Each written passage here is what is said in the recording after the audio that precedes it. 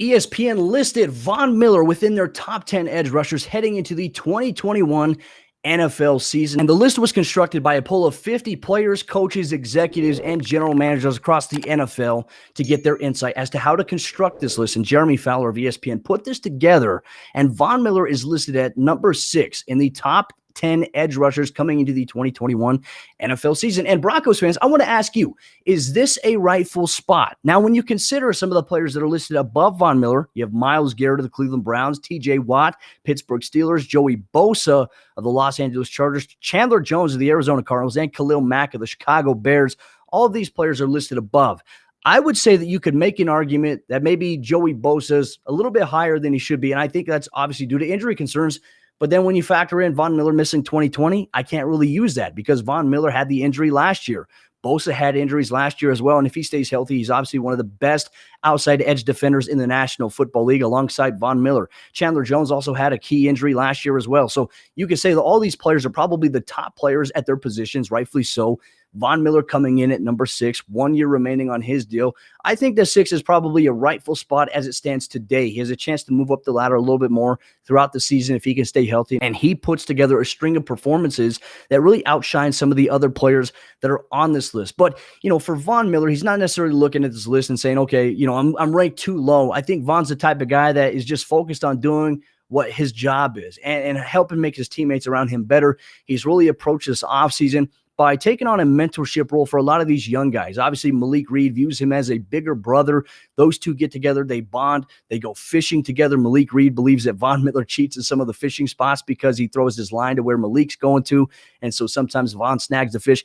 That's just Von Miller, but Von has had this dedication towards improving the young guys because DeMarcus Ware came in and really changed the trajectory of Von Miller's course in his career. I mean, we were really uncertain at one point about where Von was headed with his career before DeMarcus Ware ever came into the fray for the Broncos. A couple years prior to that, obviously Peyton Manning coming to the Broncos, there were some concerns with Von Miller about some of his off-the-field stuff, and he was a strike 2 offender on the NFL's substance abuse policy. And there was a real concern that he wasn't going to have a long career in the NFL. Von turned his life around completely, and he's become a better player, a better human being, and also a better mentor for the young guys in the locker room. And now he wants to be a Bronco for life.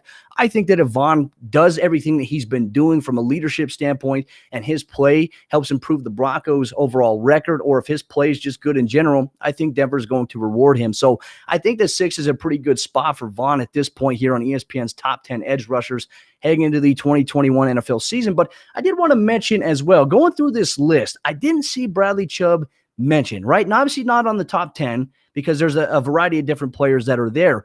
But he wasn't even listed as an honorable mention. Shaquille Barrett, surprisingly enough, I think was listed as an honorable mention as somebody who received votes. And as I mentioned, I want to be clear on this again. The list was constructed by a total of 50 players, coaches, executives, and general managers. I'm not a Tampa Bay Buccaneers guy, but obviously Shaq being a former Bronco, I think that he should have been higher up on this list. I think he could have absolutely been in above Joey Bosa, but that's just me. But Bradley Chubb snubbed from an honorable mention. I thought last year Chubb had a really dominant season from the standpoint of where he shook off a little bit of that early rust coming off of an ACL injury, not having a lot of time on the field, no preseason games, and then having to find that adjustment period, which came in week 4 for him against the New York Jets. I thought he really turned things around, and that's when we started to see Bradley Chubb become that dominant factor. And the thing that I like about Chubb, too, watching his game tape on the All-22 rewatch from the end zone angle, his pass rush moves, I think, were just so surprising. You go back to even the week 5 against the New England Patriots. I mean, he's strong-arming Wynn, the tackle for the Patriots.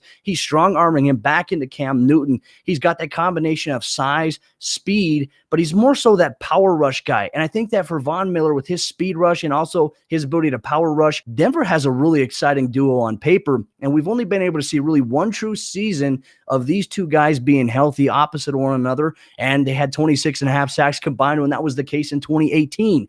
Now, here in 2021, the Broncos have a much more improved secondary. Their linebackers are much more improved than that 2018 season that the Broncos had when they had a dominant pass rushing duo between Chubb and Miller. I think that these pass rushers here for the Broncos have a real opportunity to get after quarterbacks if Shelby Harris, Draymond Jones, and Mike Purcell can stay healthy on the interior. Obviously, there's going to be a healthy rotation of players coming in at defensive end and also at D tackle. But the question is, the outside linebacker depth behind those guys. Malik Reed, is reliable, started a lot of games for Denver last season.